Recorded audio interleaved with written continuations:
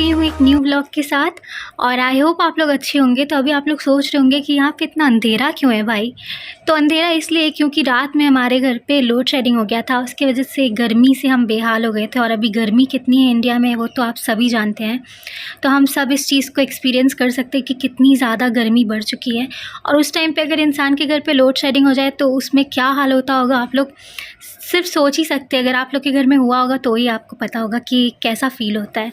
तो हम फिर मैं और अम्मी आ गए थे छत में, क्योंकि यहाँ पे थोड़ी हवा चल रही थी, घर के हिसाब से थोड़ा अच्छा फ़ील हो रहा था। फिर 4 घंटे बाद हमारे घर पे इलेक्ट्रिसिटी आया था और अच्छा हुआ कि सहरी के टाइम पे आ गया। तो हम लोग सहरी करने मतलब सहरी के टाइम तक आ गया तो हम लोग लाइट में कम से कम सहरी कर पाए थे। वैसे तो अंधेरे में हमने सोचा कि सहरी होगा। और आज हम लोग ने सहरी में खाया था सिर्फ ये फिरनी। तो ये कोलकाता का बहुत ज़्यादा फेमस एक स्वीट डिश है फिरनी, जो पापा बाहर से लेकर आए थे। तो ये बहुत ज़्यादा टेस्टी लगता है जमी हुई फिरनी। फिर नेक्स्ट डे हो गया, मैं नहा चुकी हूँ और मैं आप अपने बाल सुखा रही हूँ। तो आज मैंने पहना है ये वाला ड्रेस, ये फ्रॉक स्टाइल ड्रेस है। तो मैंने ये वाला ड्रेस लास्ट ईयर लिया था फ्लिपकार्ट से ईद में पहनने के लिए, बट मैं इस ईयर ईद की शॉपिंग में इसको पहन रही हूँ। ज़्यादा मुझे मतलब मिलता नहीं है मौका कि मैं इंडियन पहन के फ्लॉन्ट कर सकूँ। तो मैं ज़्यादा कॉलेज जाती हूँ, कॉलेज में तो मैं इंडियन पहन कर नहीं जाती। तो मैं बाहर जा रही थी, मैंने सोचा थोड़ा सा मैं रेडी हो जाती हूँ। ब्लश और मस्कारा लगाकर मैं रेडी हो गई हूँ और थोड़ा सा मैं आप लोगों को अपना लुक दिखा रही हूँ अब मिरर वीडियो लेकर। तो मैं कैसी लग रही हूँ मुझे कमेंट बताना। और फिर बहुत इंपॉर्टेंट रुमाल लेकर हम निकल गए। एक्चुअली हम लोग आए थे अम्मी के लिए शॉपिंग करने के लिए आज। तो अम्मी के लिए हम लोग साड़ी ले रहे हैं और हमें चाहिए था कुछ अच्छा ताँत साड़ी में, बट इस दुकान में एक भी वैसा नहीं था। तो ये प्रिंटेड कुछ दिखा रहे थे और यहाँ पे सिर्फ एक ही पीस था वो साड़ी। तो हमें ये साड़ी बहुत ज़्यादा पसंद आया था। और अम्मी को इस तरह की बहुत सिंपल सिंपल साड़ी पहनने की आदत है। अम्मी ज़्यादा अच्छे अच्छे मतलब क्या बोलते, बहुत भड़कीला चमकीला और काम किया हुआ साड़ी ये सब नहीं पहनती। अम्मी को बहुत कंफर्टेबल साड़ी में ही अच्छा लगता है। तो ये साड़ी बहुत अच्छा लग रहा था तो हमने इसको ले लिया। शॉप से निकलने के बाद मुझे एक ये शॉप दिखा था जिसमें मैंने सोचा कि अगर अच्छा कुछ मिलता है तो मैं ले लेती हूँ, क्योंकि लड़कियों को जितना भी मिल जाए ईद में वो कम लगता है। लास्ट मोमेंट तक हमें अगर कुछ अच्छा दिख जाए तो हम ले लेते हैं। तो मुझे यहाँ से कुछ चाहिए था, अगर अच्छा कलेक्शन आया तो मुझे ये वाला थोड़ा पसंद आया था ड्रेस। लेकिन इसमें दुपट्टा जो था वो इस कलर का नहीं था, वाइट कलर का था, वो अच्छा नहीं लगता। उसके बाद मैंने ये ड्रेस देखा, ये ड्रेस भी मुझे इतना कुछ ख़ास नहीं अच्छा लगा, मुझे ये कलर इतना ख़ास नहीं पसंद है। तो फिर हम वापस आने लगे तो मुझे रास्ते में ये दिख गया। तो मेरा मन किया कि मैं आज इसको खाना मतलब मुझे खाने का मन किया इफ्तार के बाद। तो मैंने ये पैक करवा लिया। एंड घर में आके मुझे बहुत कुछ आज बनाना था कोलकाता स्टाइल का, तो उसके लिए भी मुझे जल्दी जल्दी आना पड़ा। एंड मेरे घर में काफ़ी कम लोग हैं खाने के लिए, तो इसलिए मैं कम कम इफ्तार बनाती हूँ। और आप सोच रहे होंगे इतनी कम क्वांटिटी, तो मेरा ना इतना भी मतलब रह जाता है हम लोग का, हम लोग अच्छे से नहीं खा पाते हैं क्योंकि बहुत कम लोग हैं। तो हमारा बहुत हो जाता है, इतना कम ही खाना बहुत हो जाता है। तो अभी मैं बहुत अच्छे अच्छे आइटम्स बनाने वाली हूँ, आप लोग देखते जाओ। तो ये है बेगुनी, जो लोग कोलकाता के उनको पता होगा, और जो लोग कोलकाता के नहीं वो लोग ये बनाते हैं कि नहीं मुझे नहीं पता। लेकिन ये मेरा बचपन से ही बहुत ज़्यादा फेवरेट है। मैं वेज लवर नहीं हूँ लेकिन मुझे बेगुनी बहुत ज़्यादा पसंद है, तो मैं अपने घर में इसको हमेशा बनाती हूँ।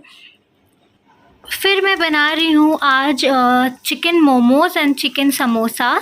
तो मैं उसके लिए प्याज पहले फ्राई कर रही हूँ, प्याज और मिर्च। इसमें और भी वेजिटेबल्स दिए जाते हैं लेकिन टाइम बहुत कम था तो मैंने सिर्फ इसमें प्याज दिया। एंड मुझे लग रहा है कि चिकन के हिसाब से प्याज बहुत कम है, मुझे बहुत ज़्यादा प्याज देना चाहिए था।